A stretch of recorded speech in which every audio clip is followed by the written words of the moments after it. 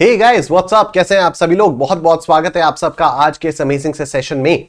मेरा नाम है निशांत कुमार और हम लोग कर रहे हैं फास्ट ट्रैक टैक्सेशन के अंदर GST for CA intermediate November 23 students. और आज हमारा आखिरी सेशन और आखिरी चैप्टर हम लोग यहां पर डिस्कस करने जा रहे हैं and that is returns under GST. Start करने से पहले जितने भी स्टूडेंट्स यहां पर नए हैं आप लोगों को अपने बारे में थोड़ा सा बता देता हूं। So this is me, my name is Nishant Kumar. I'm a chartered accountant by qualification and an educator by passion. I'm the co-founder of Ekagrata EduServes. I'm the author of various books. ये मेरी income tax और GST की books नवंबर 23 exams के लिए release हो चुकी हैं, तो आप इनको परचेज कर सकते हो, जिनमें बहुत सारे क्वेश्चंस और मतलब पूरा डिटेल में सब कुछ दिया हुआ है, तो आप इसको परचेज कर सकते हो। तो full fledged self study comprehensive guide है, right. I've taught thousands of students in the last 7 years. I've been an educator at an academy. This is my Instagram handle, जहां पर मैं रेगुलरली इंफॉर्मेशनल और motivational reels डालता रहता हूं, जिससे आप लोगों को इंफॉर्मेशन मिलती रहती है अबाउट दी अपकमिंग क्लासेस या कुछ भी अगर नया होता है सीए वर्ल्ड में, तो आपको वहां से पता चलता रहता है। I teach mathematics to CA foundation and taxation to CA intermediate. This is my website. तो जो मैंने आपको बताया था कि ये मेरी टैक्स की जो बुक्स वगैरह है, तो ये बुक्स आप लोग यहां से खरीद सकते हो मेरी वेबसाइट से kumarnishant.com से। ये मेरा शेड्यूल है नवंबर 2023 के लिए। रात को 9 बजे इसी यूट्यूब चैनल पर, एकाग्रता सीए यूट्यूब चैनल पर फास्ट ट्रैक टैक्सेशन में मैं आपके पास लाइव आता हूं। May 24 की क्लासेस एकाग्रता की ऐप पर चल रही हैं। दिन में 2 क्लासेस होती हैं, सुबह 10:15 बजे सुबह 10:15 बजे इनकम टैक्स की क्लास होती है और दोपहर को 3 बजे जीएसटी की क्लास हो जाती है। दो क्लासेस होती हैं, 1.5 घंटे की, रोज चलती हैं विदाउट फेल, राइट। इस वीडियो के डिस्क्रिप्शन में आपको नोट्स का लिंक मिल जाएगा, जहां पर आपको सभी चैप्टर के नोट्स और ये सारी चीजें मिल जाएंगी जो भी मैं यहां पर यूज करता हूं, और प्लस पुराने भी जितने भी सेशंस हैं सब प्रॉपर आपको नोट्स के फोल्डर के अंदर आपको शेड्यूलर नाम का एक गूगल शीट आपको दिखाई देगी। वहां पर जब आप लोग जाओगे तो आपको सारे चैप्टर्स के लिंक्स वगैरह सब कुछ आपको मिल जाएगा, सब एक जगह आपको मिल जाएगा। एक्स्ट्रा क्वेश्चंस के लिए डेफिनेटली आप मेरी ये टैक्स की बुक्स परचेज कर सकते हो kumarnishant.com से, जहां से आप एक्स्ट्रा क्वेश्चंस की प्रैक्टिस कर सकते हो, जो कि डेफिनेटली आपको करनी चाहिए। ये वाले जो सेशंस हैं, जो ये फास्ट ट्रैक वाले सेशंस हैं, ये मई 2024 वाले स्टूडेंट्स के लिए रेलेवेंट नहीं है, तो प्लीज आप लोग मत देखिएगा इसको, ठीक है। चलो सर, स्टार्ट करते हैं रिटर्न्स अंडर जीएसटी। सबसे पहले बात करते हैं रिटर्न का मतलब क्या होता है। तो रिटर्न बेसिकली एक स्टेटमेंट ऑफ इंफॉर्मेशन होता है जो आप time to time tax authorities को फर्निश करते रहते हो। तो filing of return constitutes the most important compliance procedure which enables the government या tax administrator to estimate the tax collection for a particular period and determine the correctness and completeness of the tax compliance of the taxpayers। ठीक है, तो purely theoretical chapter है, मेरे कुछ पढ़ाने के लिए है नहीं। मैं एक बार क्विकली बस रीड आउट कर दे रहा हूं सारी चीजें, जिससे आपके दिमाग में बैठ जाए, राइट। तो आप कभी भी चलते उठते सोते जागते इसको सुन सकते हो, तो आपका रिटर्न्स वाले चैप्टर का रिविजन होता रहेगा, right. What are the different modes of filing the returns? तो सारे के सारे रिटर्न्स आपको ऑनलाइन फाइल करने होते हैं। 3 मोड्स हैं। आप या तो जीएसटीएन पोर्टल के थ्रू जाकर अपना रिटर्न फाइल कर सकते हो, या जीएसटी नेटवर्क ने कुछ ऑफलाइन यूटिलिटीज प्रोवाइड कर रखी हैं, वहां पर कर सकते हो। सर अभी तो आपने कहा था कि सारे रिटर्न्स ऑनलाइन फाइल होते हैं, फिर ये ऑफलाइन कहां से आ गया? ऑफलाइन सेंटर्स हैं, वहां पर जाकर वो लोग आपकी मदद करेंगे to file the return online itself, right. तो रिटर्न आपका ऑनलाइन ही फाइल होगा, बस ऑफलाइन सेंटर्स बने हुए हैं जहां पर आपकी मदद हो सकती है, तो जीएसटी नेटवर्क में वो हो जाएगा, या जीएसटी सुविधा प्रोवाइडर्स के थ्रू भी आप रिटर्न्स को फाइल कर सकते हो। आओ, आउटवर्ड सप्लाईज की डिटेल्स आप कैसे फाइल करते हो? जीएसटीआर 1 में फाइल करते हो, हम लोगों को पता है। आओ एक बार इसको पढ़ लेते हैं थोड़ा सा और डिटेल में। तो who is required to furnish the details of outward supplies? तो return of outward supply of goods and services to be filed by all the registered persons including casual registered persons. लेकिन इसके कुछ exclusions हैं। क्या?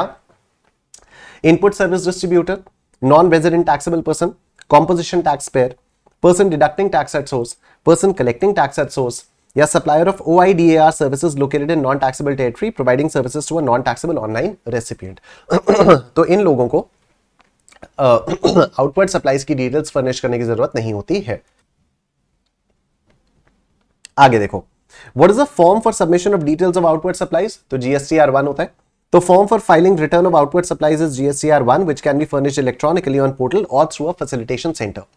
Due dates for submission of form GSTR 1, क्या क्या due dates होती हैं? अगर आप रजिस्टर्ड पर्सन हो तब तो time limit for furnishing the detail, अगर आप रजिस्टर्ड पर्सन की क्लास, ये बोल्ड में लिखना चाहिए था मेरे को, ये पहला जो कॉलम है बोल्ड होना चाहिए था। तो class of registered person and time limit for furnishing the details of outward supplies and form GSTR1 for each quarter या मंथ। तो देखो, अगर आप रजिस्टर्ड पर्सन हो जिसने QRMP स्कीम को ऑप्ट किया है, अब QRMP क्या होता है? Quarterly return monthly payment. ठीक है, तो जो छोटे सप्लायर्स होते हैं उनके पास एक ऑप्शन होता है कि आप हर महीने रिटर्न मत फाइल करो, आप ना क्वार्टरली रिटर्न अपना फाइल कर लो, लेकिन जो टैक्स का पेमेंट है वो आप मंथली करते रहो। ठीक है, जो टैक्स का पेमेंट है वो आप मंथली करते रहो, भले ही आप अपना जो रिटर्न है वो क्वार्टर में एक बार फाइल करो। अगर आप QRMP स्कीम में आते हो तो आपको GSTR1 कब फाइल करना है? 13th day of the month succeeding such quarter. मतलब अप्रैल मई जून वाला क्वार्टर अगर खत्म हुआ तो 13th जुलाई तक आपको अप्रैल मई जून का GSTR1 फाइल करना है, और बाकियों के केस में 11th of the day 11th of the month succeeding the said month. तो अभी जैसे सितंबर चल रहा है, तो सितंबर भर में मैंने जितनी भी आउटवर्ड सप्लाईज की हुई हैं, इसका GSTR1 मेरे को 11th ऑफ अक्टूबर तक फाइल करना होगा। देखो,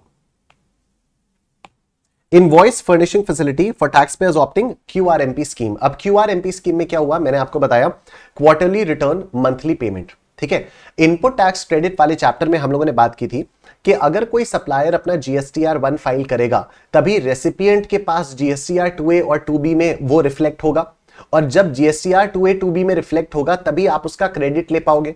अगर यहां पर QRMP वालों के लिए ये बोल दिया गया है कि आप अपना GSTR1 क्वार्टर के बाद फाइल करो, तब तो आप सोचो ना, 2 महीने के लिए रेसिपिएंट्स का क्रेडिट ब्लॉक हो गया, राइट? 2 महीने के लिए रेसिपिएंट्स का क्रेडिट ब्लॉक हो गया। तो इसके लिए यहां पर सरकार ने एक इनवॉइस फर्निशिंग फैसिलिटी निकाली है, जिसमें ये बोलते हैं कि अगर आप QRMP स्कीम के लिए ऑप्ट कर रहे हो, वेरी गुड, लेकिन आप एटलीस्ट अपनी अगर आप चाहो तो आपकी जितनी भी आउटवर्ड सप्लाईज वाली इनवॉइसेज है ना, उसको आप इनवॉइस फर्निशिंग फैसिलिटी में अपलोड कर सकते हो।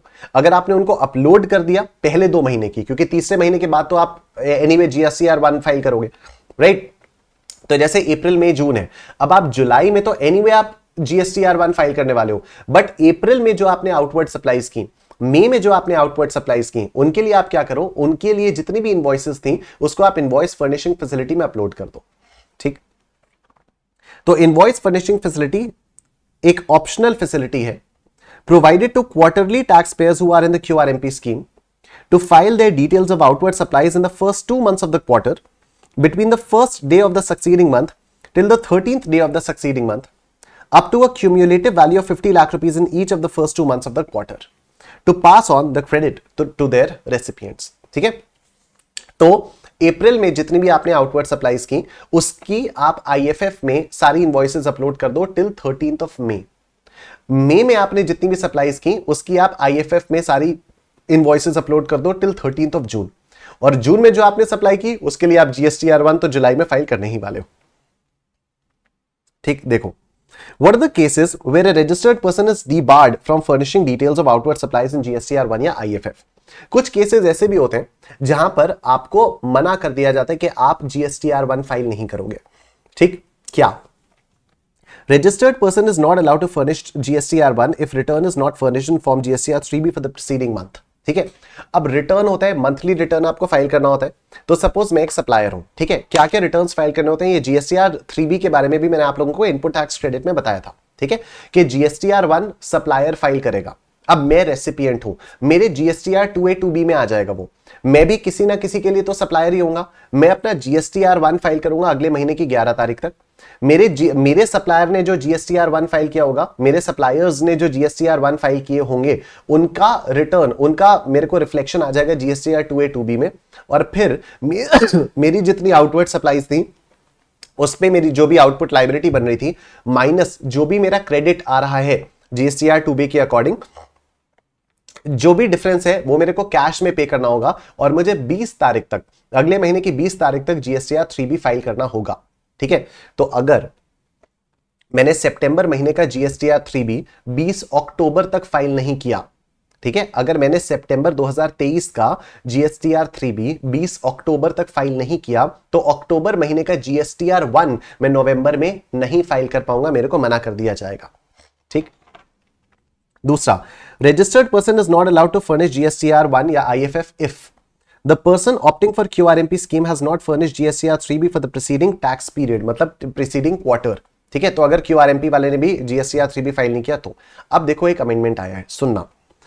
Non payment of tax liability on excess supply declared in GSTR1 compared to GSTR3B। ठीक, आपने जीएसटीआर 1 जब फाइल किया तो आपने अपनी ज्यादा सप्लाईज दिखा दी, जीएसटीआर 3 भी जब फाइल किया तो वहां पर आपने कम सप्लाईज दिखाई। ठीक है, जीएसटीआर 3B के टाइम पे ही आप टैक्स पे करते हो। जीएसटीआर 1 में आपकी सप्लाईज ज्यादा थी, पर जीएसटीआर 3B पे करते हुए आपने कम टैक्स पे किया, कम सप्लाईज दिखाई। ठीक है, ऐसे में रूल 88C का आपके पास इंटीमेशन आता है, ऐसे में रूल 88C का आपके पास इंटीमेशन आता है कि भाई आप इसमें नहीं कर पाओगे। ठीक है, देखो, a registered person to whom an intimation has been issued on the common portal under the provisions of rule 88C1 in respect of a tax period shall not be allowed to furnish the details of outward supplies of the goods or services or both under section 37 in form GSTR1 or using the invoice furnishing facility for a subsequent tax period unless he has either deposited the amount specified in the said intimation or has furnished a reply explaining the reasons for any amount remaining unpaid as required under the provisions of rule 88C। Rule 88C भी एक नया आया है, rule 88C के बारे में भी हम लोग यहां पर डिटेल में बात करेंगे, ये देखो। ठीक है, तो ये जो रूल 88C है ये कंप्लीटली नया आया है, आपके एग्जाम के लिए इंपॉर्टेंट है, तो इसके बारे में भी हम लोग यहां पर बात करने वाले हैं। ठीक है, तो यहां पर क्या हुआ कि सपोज मैंने सितंबर महीना है, अब सितंबर महीने के लिए मैंने जीएसटीआर 1 फाइल किया अक्टूबर में, राइट, मैंने 11 अक्टूबर तक जीएसटीआर 1 फाइल किया।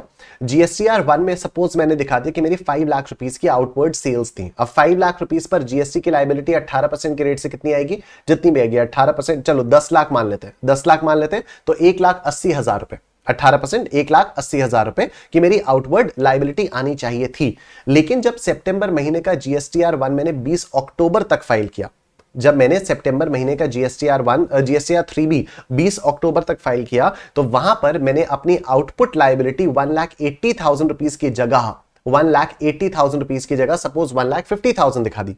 ठीक है, कायदे से मैंने जीएसटीआर 1 में 1,80,000 रुपीस की आउटपुट लायबिलिटी दिखाई है, विच इज करेक्ट। ठीक है, क्योंकि मैंने 10 लाख रुपीस का आउटवर्ड सेल्स किया हुआ है, कोई दिक्कत वाली बात नहीं है। लेकिन मैंने अगर जीएसटीआर 3B में उसको 1,80,000 की आउटपुट लायबिलिटी की जगह 150 लायबिलिटी कर दी, तो मुझे इंटीमेशन आ जाएगा रूल 88C में कि भाई साहब देखिए आपने 30,000 रुपए कम टैक्स पे किया है। ठीक है, आपने 30,000 रुपीस का टैक्स कम पे किया है, अब बताओ क्या करना है। अब मेरे पास दो ऑप्शन है, या तो मैं वो 30,000 रुपीस का टैक्स पे कर दूं, या तो मैं उसको सेटिस्फाई कर दूं कि देखो यार 30,000 रुपीस का टैक्स मैं इस वजह से नहीं पे कर पाया, मेरा जीएसटीआर 1 गलत हो गया था या वगैरह वगैरह जो भी था। ठीक है, तो या तो मैं उसको सेटिस्फाई कर सकता हूं। इन दोनों में से अगर मैंने कुछ नहीं किया, ना तो मैंने टैक्स पे किया बचा हुआ 30,000, ना ही मैंने उसको सेटिस्फैक्टरी रिस्पॉन्स दिया, तो फिर क्या होगा, वो अगले महीने का जीएसटीआर 1 फाइल करने से मुझे रोक देगा। ठीक है, this is the amendment for नवंबर 23। आगे देखो, What kind of details of outward supplies are required to be furnished in GSTR 1 and IFF? तो अभी GSTR 1 में और इनवॉइस फर्निशिंग फैसिलिटी में आपको क्या क्या डिटेल्स फाइल करनी होती हैं। इनवॉइस फर्निशिंग फैसिलिटी में आप क्या करते हो, outward taxable supplies, B2B supplies ही करते हो, B2C सप्लाईज आपको करने की कोई जरूरत नहीं होती है। इंटरस्टेट इंट्रास्टेट दोनों करना होता है। क्या क्या, invoice wise details of all supplies to be uploaded, तो आपको इनवॉइस वाइज डिटेल्स अपलोड करनी होती हैं। डेबिट या credit notes issued during the month for such invoices issued previously to be uploaded, तो आपको डेबिट क्रेडिट नोट्स भी upload करने होते हैं। जीएसटीआर 1 में क्या होता है, तो अगर B2B सप्लाईज के बारे में बात करें तो इंटर स्टेट सप्लाईज और इंट्रा स्टेट सप्लाईज, तो B2B सप्लाई की बात है, चाहे वो इंटर हो चाहे वो इंट्रा हो, आपको इनवॉइस वाइज डिटेल्स अपलोड करनी होती हैं। लेकिन अगर B2C है, अगर कस्टमर को आप सप्लाई दे रहे हो, तो इंटर स्टेट सप्लाई में आपको क्या करना होता है, अगर इनवॉइसेस 2.5 लाख से ऊपर है तब तो आपको इनवॉइस वाइज का डिटेल्स अपलोड करनी होगी। अगर 2.5 लाख या उससे कम है तो आप state wise consolidated details upload कर सकते हो, और इंट्रा स्टेट सप्लाईज के केस में आप कंसोलिडेटेड डिटेल्स कर दोगे सारी की सारी सप्लाईज की। ठीक, आओ, rectification of errors in GSTR 1 file for previous periods, अगर पिछले किसी पीरियड में जीएसटीआर 1 में गलती हो गई थी तो आप क्या करोगे, तो particulars furnished in GSTR 1 of prior periods can be rectified by way of amendment tables given in GSTR 1 of subsequent periods. तो आप पुराना जीएसटीआर 1 को रिवाइज नहीं कर सकते, लेकिन आप आगे आने वाले जीएसटीआर 1 में जो भी टेबल दी हुई होती है उसके थ्रू आप अमेंडमेंट कर सकते हो।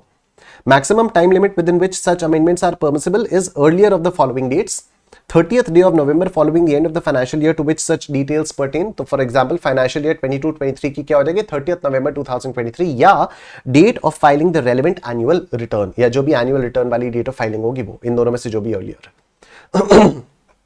नील GSTR 1 Filing of GSTR1 is mandatory for all normal and casual taxpayers even if there is no business activity in any particular tax period. ठीक है, तो अगर आपकी कोई टैक्स पीरियड में एक्टिविटी नहीं भी हुई है तब भी आपको GSTR1 नील GSTR1 आपको फाइल करना चाहिए, आपको फाइल करना पड़ेगा. ठीक, आओ देखो, अब इनवर्ड सप्लाईज की डिटेल्स आपको फर्निश करनी है. कैसे? तो वो 2A 2B में आएगा, GSTR 2A 2B में. तो सबसे पहले बात करते हैं ऑटो जनरेटेड स्टेटमेंट के बारे में. तो details of inward supplies in respect of which ITC may be available to the recipient. ठीक है, details of supplies in respect of which such ITC cannot be availed whether wholly or partly by the recipient on account of the details of said supplies being furnished by a registered supplier. सुनो, who is a new registrant, ये सारी details आपको mention करनी पड़ेंगी. Who is a new registrant? तो specified period from taking registration will be prescribed for this purpose. Who has defaulted in payment of tax for a prescribed period? Whose output tax payable as per GSTR1 exceeds the output tax paid in GSTR 3B for a particular tax period by a prescribed limit. 1 में जो है वो ज्यादा आ रहा था, 3B में आपने कम पे किया. Who has availed ITC of an amount that exceeds a credit that can be availed by him as per GSTR 2B during prescribed period and by prescribed limit. तो GSTR 2B से ज्यादा का आपने credit वो ले लिया. तो who has defaulted in discharging his tax liability in accordance with the provisions of section 4912 read with rule 86B, that is who has discharged more than tax liability from electronic credit ledger than prescribed under rule 86B. rule 86B में वो था ना कि 99% of the total output liability ही आप electronic credit ledger से पे करोगे, 1% of the total tax liability आपको कैश में पे करनी ही पड़ेगी, या other specified class of persons. ठीक है, तो ये आपको डिटेल्स फर्निश करनी पड़ेंगी. आओ देखो आगे. Form and manner of ascertaining the details of inward supplies GSTR 2A and GSTR 2B. GSTR 2A और उसके फीचर्स क्या है? This is a system generated read-only statement of inward supplies. This is updated on real-time basis. Reflects details of invoices furnished by a non-resident taxable person in form GSTR 5. Reflects details of invoices furnished by input service distributor in form GSTR 6. Reflects details of TDS by deductor furnished in form GSTR 7. Reflects details of TCS by e-commerce operator furnished in form GSTR 8. ये तो हो गया GSTR 2A. 2B के बारे में बात करते हैं. This is auto generated statement containing the details of eligible ITC. This is available once in a month. This is a static statement. Reflects details of outward supplies furnished by suppliers in form GSTRs 1, 5 and 6 between the cutoff dates. Details of outward supplies furnished by supplier who has opted for QRMP scheme in form GSTR1 और IFF between the cutoff dates. ठीक है, इसके बारे में हम लोग already बातें कर चुके हैं. 2A 2B हमें बहुत अच्छे से आते हैं. Reflects details of IGST paid on import of goods brought into DTA from SEZ unit या developer. अब आओ देखो इधर आपका amended portion ये आया है. ठीक है, क्या है ये? Manner of dealing with difference in liability.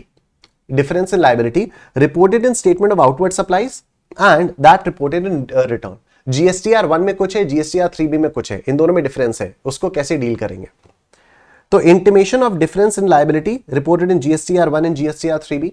If a registered person's tax payable as per their statement of outward supplies in form GSTR 1 or IFF is higher than the tax payable in their return for form GSTR 3B for a specific tax period by such amount and such percentage as may be recommended by the council, they will be informed about this difference electronically in part A of form GST DRC 01B on the common portal. ठीक है, तो आपको एक intimation आएगा. A copy of this intimation will also be sent to their registered email address highlighting the difference and providing directions. ठीक है, difference highlight कर दिया जाएगा और आपको बताया जाएगा कि अब आपको क्या क्या करना है. They will have 7 days to either pay the differential tax liability along with interest under section 50 using form GST DRC 03 or explain the difference in tax payable on the common portal. Right, तो अब आपके पास 7 दिन का समय, या तो आप difference amount of tax पे कर दो या फिर आप उसको एक्सप्लेन कर दो कि क्या प्रॉब्लम है. Response to intimation. Upon receiving the intimation, the registered person can exercise either of the following 2 options within 7 days.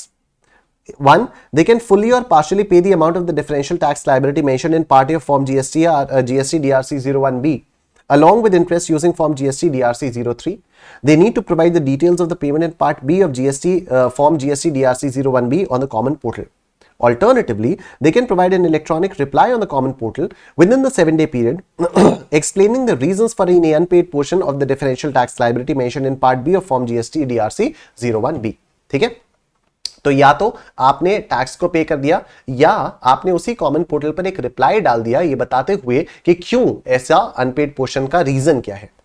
Recovery as per section 79. देखो, if the specified amount mentioned in intimation remains unpaid within the given 7-day period, अगर 7 दिन के अंदर अंदर आपने repay नहीं किया and no explanation और acceptable reason is provided by the registered person, और आपने कोई एक्सप्लेनेशन भी नहीं दिया, the proper officer can initiate recovery of the outstanding amount as per the provisions of section 79। तो जो भी प्रॉपर ऑफिसर होगा वो रिकवरी प्रोसीडिंग्स अपने हिसाब से इनिशिएट आपके अगेंस्ट कर सकता है, राइट। देखिए furnishing of returns under section 39, देखो return forms under section 39 GSTR 3B सबको फाइल करना होता है, जीएसटीआर 4 कॉम्पोजिशन टैक्स पेयर्स को फाइल करना होता है, GSTR 5 non resident tax payable persons को फाइल करना होता है, GSTR 7 tax deducted at source वालों को फाइल करना होता है, excluding ISD input service distributor, NRTP non resident taxable person, composition tax pair, person deducting tax at source, person collecting tax at source, और ये ओआईडीएआर वाले, ठीक है। तो इनके लिए ये वाले जीएसटीआर नहीं हैं। इनके लिए क्या क्या आएंगे अभी उसके बारे में बात करेंगे। Due dates for furnishing form GSTR 3B क्या है? तो GSTR 3B can be filed monthly or quarterly and due date for filing are as follows. Monthly GSTR 3B on or before 20th of the month succeeding the month for which return is furnished. इसके बारे में आपको पता ही है। Quarterly GSTR 3B on or before 22nd and 24th of the month depending upon the state. तो कुछ states के लिए 22nd है, कुछ states के लिए 24th है। Succeeding the quarter for which return is furnished in case of a taxpayer opting for QRMP scheme. QRMP scheme क्या होती है? अब आओ इसके बारे में बात करते हैं। तो QRMP scheme is an optional return filing scheme. इसमें आपको क्वार्टरली रिटर्न फाइल करना होता है, मंथली पेमेंट देना होता है। Eligibility tax payers having an aggregate turnover up to 5 crore rupees in the preceding financial year. तो अगर फाइनेंशियल ईयर 21-22 में आपका टर्नओवर 5 करोड़ तक था तो आप 22-23 में QRMP ऑप्ट कर सकते हो। Condition to be fulfilled for becoming eligible, tax payer must have furnished the last return as due on the date of exercising such option. तो रिटर्न फाइल होगा तभी आप ये QRMP वाला ऑप्शन ले सकते हो। Manner of exercising option, taxpayers can opt in for any quarter from first day of the second month of preceding quarter to the last day of the first month of the quarter for which the option is being exercised। ठीक है, तो अब यहां पर क्या हो गया, इसको देखो आप। taxpayers can opt in for any quarter, किसी भी क्वार्टर के लिए आप ऑप्ट कर सकते हो। कब से कब तक? From first day of the second month. जैसे अगर अप्रैल मई जून के बारे में हम लोग बात करें तो फर्स्ट मई से लेकर to the last day of the first month of the quarter for which the option is being exercised, preceding quarter to the last date of the first month of the quarter। ठीक है, मतलब अप्रैल में जून हो गया है। अब अप्रैल में जून में आप फर्स्ट मई से लेकर अगला क्वार्टर क्या आएगा, जून जुलाई अगस्त आएगा। तो to the last day of the first month, जुलाई अगस्त सितंबर आएगा ना अगला क्वार्टर। पहला क्वार्टर हुआ अप्रैल मई जून, फिर दूसरा क्वार्टर हुआ जुलाई अगस्त सितंबर। तो आप फर्स्ट मई से 31 जुलाई के बीच में कभी भी ऑप्ट कर सकते हो कि मेरे को अप्रैल मई जून के लिए QRMP करना है। Validity of option once exercise, taxpayers are not required to exercise their option every quarter. हर क्वार्टर के लिए नहीं, अगर आपने एक बार कर दिया तो फिर वो वैलिड रहेगा। Where such option has been exercised once, they shall continue to furnish the return as per the selected option for future tax periods unless they revise the said option। तो अगर आपको QRMP से बाहर आना है तो आपको स्पेसिफिकली मेंशन करना होगा, अदरवाइज QRMP ऑटोमेटिकली चलता रहेगा। Opting of QRMP scheme is GSTN wise. A person may avail QRMP scheme option for some GSTNs and not for other GSTNs। ठीक है, तो ऐसा हो सकता है कि आपके पास अगर मल्टीपल GSTNs हो, क्योंकि GSTNs तो मल्टीपल हो सकते हैं ना अलग अलग स्टेट्स में, तो ऐसा हो सकता है कि किसी स्टेट के GSTNs के लिए आपने QRMP ऑप्ट कर लिया और किसी और के लिए आपने नहीं किया, राइट। तो ध्यान रखना, कॉम्पोजिशन लेवी में ऐसा नहीं होता है। ठीक है, कॉम्पोजिशन लेवी में अगर आपने एक बार कॉम्पोजिशन किया तो आपके सारे के सारे बिजनेसेस में कॉम्पोजिशन ही लगेगा, और अगर आप किसी एक बिजनेस से कॉम्पोजिशन से हटे तो सारे के सारे बिजनेसेस ऑटोमेटिकली कॉम्पोजिशन से हट जाएंगे, राइट। लेकिन QRMP में ऐसा नहीं है। QRMP में आप ऐसा कर सकते हो कि आपके कुछ बिजनेसेस, कुछ आपके एस्टैब्लिशमेंट्स में QRMP चल रहा है और बचे हुए कुछ एस्टैब्लिशमेंट्स में QRMP नहीं चल रहा है, अगर उनके GSTNs अलग अलग हैं तो। Opting out of the QRMP scheme, taxpayers opting out of the QRMP scheme, aggregate turnover has exceeded 5 crore rupees in the financial year. Availability of facility of opting out of the QRMP scheme for a quarter, कब तक आप opt out कर सकते हो? Available from first day of second month of the preceding quarter to the last day of the first month of the quarter. Same चीज। Nil GSTR 3B, filing of GSTR 3B is mandatory for all normal and casual taxpayers even if there is no business activity in any particular tax period। ठीक। Form GSTR 4 and GST CMP 08 composition dealers के लिए हो जाता है। सुनो मेरी बात, a composition supplier is required to file the return GSTR 4 annually and is required to pay the tax quarterly in form GST CMP 08। ठीक है। तो कॉम्पोजिशन सप्लायर को क्या करना होता है, जीएसटीआर 4 एनुअली फाइल करना होता है, और जो पेमेंट ऑफ टैक्स है वो इसको क्वार्टरली करना होता है। तो what is GSTR 4 and GST CMP 08? देखो पर्पस क्या है, एनुअल रिटर्न होता है and this is for quarterly payment of tax. Details क्या क्या देनी होती है, इनवॉइस वाइज इनवर्ड सप्लाईज और कंसोलिडेटेड आउटवर्ड सप्लाईज। इधर details of payment of self assessed tax. Frequency क्या होती है, ईयरली और quarterly. Due date 30th day of the April following 30th day of April following the end of the financial year, मतलब 22-23 का कब, 30th April 2023। And यहां पर GST CMP 08 by 18th day of the month succeeding such quarter, मतलब अप्रैल में जून का आपको 18 जुलाई तक जीएसटी सीएमपी 08 फिल करके टैक्स पे करना होता है। नोट में आओ, the inward supplies of a composition supplier received from registered persons filing GSTR 1 will be auto-populated in form GSTR 4A for viewing। तो अगर आपने किसी से खरीदा है तो वो GSTR 1 तो फर्निश करेगा, वो GSTR 1 फर्निश करेगा, तो आपके पास GSTR 2A में नहीं आएगा, आपके पास GSTR 4A में आएगा। आप कॉम्पोजिशन वाले हो, आप नॉर्मल होगे तो GSTR 2A में आएगा, अदरवाइज 4A में। Filing of nil GST CMP 08 is mandatory for all taxpayers who have opted to pay tax under composition scheme if there is no business activity in any tax period। ठीक। Form GSTR 5 for non resident taxable persons. तो details क्या क्या देनी होती हैं, details of inward supplies, details of outward supplies. Monthly file करना होता है। Due date earlier of the following within 13 days after the end of the calendar month और within 7 days after the last day of the validity period of the registration. And NRTP is not required to file an annual return. फिर आता है आपके पास GSTR 7, तो ये TDS वालों के लिए होता है। GSTR 7 is return for tax deducted at source whenever taxable goods और सर्विसेज आर और both are supplied to a central या स्टेट गवर्नमेंट्स डिपार्टमेंट या एस्टैब्लिशमेंट या लोकल अथॉरिटी या governmental agencies. Recipient is required to deduct tax at source and the total value of supply exceeds 2,50,000 rupees. Monthly pay करना होता है। Due date on या before 10th of the month succeeding the calendar month। फिर आता है आपका GSTR 7A, this is the form for issue of TDS certificate by deductor to the deductee. Next, due date of payment of tax. तो due dates for payment of tax for the persons required to file monthly GSTR 3B, GSTR 5, GSTR 7, last date of filing returns. ठीक है, तभी मैंने आपको बताया कि payment of tax आपको जब जीएसटीआर 3B आपको फाइल करना है तो उसी दिन आप वो that is the last date for payment of tax. और अगर आप जीएसटीआर 4 कर रहे हो, मतलब कॉम्पोजिशन वाले हो, तो tax for a quarter is to be paid by 18th of the month succeeding such quarter। Already हम लोग इसके बारे में बात कर चुके हैं। Payment of tax under QRMP scheme. तो tax due in each of the first 2 months of the quarter to be paid by depositing in pre-filled form in GST PMT 06 and payment to be made by 25th of the succeeding month। Options for making monthly payment of tax under QRMP scheme। अब इधर देखो, QRMP scheme में आपके पास monthly payment of tax करने का option आता है। अब इसमें दो मेथड्स हैं, एक है फिक्स्ड सम मेथड और दूसरा है self assessment method. Fixed sum method में क्या होता है कि you pay the tax due in each of the first 2 months of the quarter, deposit in PMT 06 by 25th day of the month succeeding such month. ठीक है, ये तो हो गया प्रोसीजरल। अमाउंट क्या है सुनो, if the return was furnished quarterly, अगर आपने क्वार्टरली रिटर्न फाइल किया हुआ है तो 35% of the tax paid in cash in return for the preceding quarter. तो प्रीसीडिंग क्वार्टर में आपने जितना भी टैक्स पे किया उसका 35% आप पे कर दो।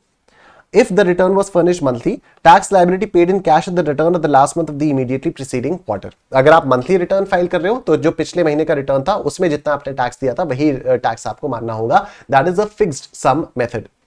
Monthly tax payments through this method would not be available to those registered persons who have not furnished the return for a complete tax period preceding such month, obviously। Self assessment method में क्या होता है कि taxpayers can pay tax by considering tax liability on inward and outward supplies and ITC available। तो self assessment method में आप इस तरह से कर सकते हो कि आपने खुद ही अपना देख लिया कि आउटपुट लायबिलिटी मेरी ये है और इनवर्ड सप्लाईज मेरी ये है, ये मैं आईटीसी लूंगा और उसके हिसाब से आपने खुद ही असेस कर लिया। This payment is made in form GST PMT 06। Applicability of interest देखो, फिक्स्ड सम मेथड वालों के लिए एप्लीकेबिलिटी ऑफ इंटरेस्ट क्या आएगी, where auto calculated fixed sum amount for the first 2 months of quarter is paid by due date. अगर पहले 2 महीने के क्वार्टर का जो है वो ऑटो कैलकुलेटेड है, वही 35% वाला आपने वो पे कर दिया, तो no interest would be applicable even if the liability for the said month was found higher. तो कोई इंटरेस्ट नहीं लगेगा भले ही जो करंट मंथ है उसकी लायबिलिटी हायर आई हो। If GSTR 3B of the quarter is filed by the due date by discharging the entire liability. ठीक है, ये तभी आपको इंटरेस्ट नहीं लगेगा अगर आपने जीएसटीआर 3B क्वार्टर का ड्यू डेट तक फाइल कर दिया और सारी की सारी लायबिलिटी आपने डाल दी, तो कोई इंटरेस्ट नहीं लगेगा। ठीक, where tax payer makes monthly payment beyond the due date, अगर आपने मंथली पेमेंट किया ड्यू डेट के बाद तो interest is payable at the applicable rate from the due date of furnishing GST PMT 06 till the date of making the payment. Where form GSTR 3B is furnish beyond due date, अगर आपने form GSTR 3B को ही due date के बाद furnish किया तो interest is payable as per the provisions of section 50 of CGST act 2017 for the tax liability net of ITC. ठीक है, तो नेट ऑफ आईटीसी मतलब वही वाली बात हो गई। जीएसटीआर 3B अगर आपने बात किया, इसके बारे में तो हम लोगों ने पहले बात की हुई है ना, इंटरेस्ट का कैलकुलेशन किस तरह से करते हैं कि अगर आपने रिटर्न ही बाद में, अगर आपने रिटर्न बाद में किया, अगर आपने रिटर्न ही ड्यू डेट के बाद फाइल किया तो फिर सिर्फ और सिर्फ नेट वाले वैल्यू के ऊपर इंटरेस्ट लगेगा, अदरवाइज फुल पर लग जाएगा। For self assessment method tax payers, तो ये तो अभी फिक्स्ड असेसमेंट के बारे में बात कर रहे थे, फिक्स्ड मेथड वाले के बाद फिक्स्ड सम मेथड वाले के बारे में बात कर रहे थे, अभी हम सेल्फ असेसमेंट वाले के बारे में बात कर रहे हैं। तो interest is payable as per the provisions of section 50 of the CGST act for the tax और any part thereof net of ITC which remains unpaid या paid beyond the due date for the first 2 months of the quarter. तो यहां पर आपको interest pay करना पड़ जाएगा। Rectifications of errors या ओमिशंस, तो revision of return is not possible, rectification subsequent return is possible. Maximum time limit क्या है? Earlier of 30th day of November of the next financial year या actual date of filing annual return. Rectification on account of scrutiny, audit, inspection और enforcement activities is not possible. ठीक है, तो इन cases में rectification possible नहीं होगा। बाकी रिटर्न्स और स्टेटमेंट्स के बारे में बात करते हैं, आ जाओ। तो एक तो होता है फर्स्ट रिटर्न, तो registered person to declare outward supplies in the period between the date on which he became liable to registration till the date on which registration has been granted after the grant of registration। तो जिस दिन I become liable for registration उस दिन मैं apply करूंगा, registration मिलने में मेरे को कुछ थोड़ा सा टाइम लगेगा। तो जिस दिन मेरे को रजिस्ट्रेशन मिला वो एप्लीकेबल कौन सी डेट से होगा? The day when I became liable for registration. तो मेरे को रिवाइज इनवॉइसेस बनानी होंगी। तो फर्स्ट रिटर्न जो मैं फाइल करूंगा उसमें मेरे को date of becoming liable for registration से लेकर डेट ऑफ ग्रांटिंग रजिस्ट्रेशन तक की भी डिटेल्स को सप्लाई करना होगा। GSTR 8 statement for collection of tax at source, तो मंथली स्टेटमेंट होता है ये for e commerce operator depicting supplies effecting through it, filed by e commerce operator, due date 10th of the next month. Next आता है आपका final return GSTR 10। Taxable person whose registration has been surrendered और cancelled, उनको final return file करना होता है within 3 months of the date of cancellation और date of order of cancellation whichever is earlier. ठीक है, then you have annual return and annual statement, तो ये सभी रजिस्टर्ड पर्संस को फाइल करना होता है excluding casual taxable person, input service distributor, non resident taxable person, person deducting tax at source, person collecting tax at source. किस prescribed form में? GSTR 9 में फाइल करना होता है रजिस्टर्ड पर्संस के लिए, जीएसटीआर 9A में फाइल करना होता है कॉम्पोजिशन टैक्स पेयर के लिए और जीएसटीआर 9B में फाइल करना होता है ईसीओ के लिए। फिर एक होता है annual self certified reconciliation statement. ये क्या होता है? All registered persons are required to furnish the statement, file या furnish the statement along with annual return if their aggregate turnover during the financial year exceeds 5 crore rupees excluding casual taxable person, ISD, NRTP, person deducting tax at source, person collecting tax at source। prescribed form क्या है? GSTR 9C। और last है आपका GSTR 11 जिसमें आप details of invert supplies देते हो of persons having UIN is filed by persons who have been issued a unique identity number। ठीक है, तो ये आपका यहां पर आकर जीएसटी का फास्ट ट्रैक आपका खत्म हो जाता है। ठीक है, तो जीएसटी फास्ट ट्रैक आपका यहां पर खत्म हो चुका है। रिटर्न्स वाले चैप्टर का रिवीजन हम लोग फटाफट से कर चुके हैं। अब आप लोग जितने भी क्वेश्चंस हैं वो आप लोग बुक से आप लोग बुक से प्रैक्टिस कर सकते हो। बुक आप www.kumarnishant.com से परचेज कर सकते हो। ठीक है, तो बुक से आप प्लीज इन क्वेश्चंस की प्रैक्टिस कर लीजिएगा and wish you all the very best. I will be back और जब बहुत जल्द मैं मैराथन सेशंस वगैरह के साथ आप लोगों के पास आऊंगा तो I will announce the schedule accordingly. ठीक है, बाकी जो डीटी और आईडीटी के फास्ट ट्रैक्स हैं वो मोर देन इनफ है। अब आपको किसी मैराथन वगैरह की भी जरूरत नहीं है। एमसीक्यूज एंड एवरीथिंग सारी की सारी चीजें हो चुकी हैं। ठीक है, तो अब आपको ये जो नवंबर 23 के लिए मैंने फास्ट ट्रैक सेशंस लिए हुए हैं तो ये मैराथन से कम नहीं है, ये किसी भी मैराथन से कम नहीं है। तो आप इनको देखकर आराम से अपना रिवीजन भी कर सकते हो, इनको देखकर आप आराम से अपनी प्रैक्टिस भी कर सकते हो। ठीक है, thank you so much everyone. Video को लाइक कर देना, कमेंट सेक्शन में कमेंट करके बताना आपको सेशन कैसा लगा। Thank you, take care, bye bye.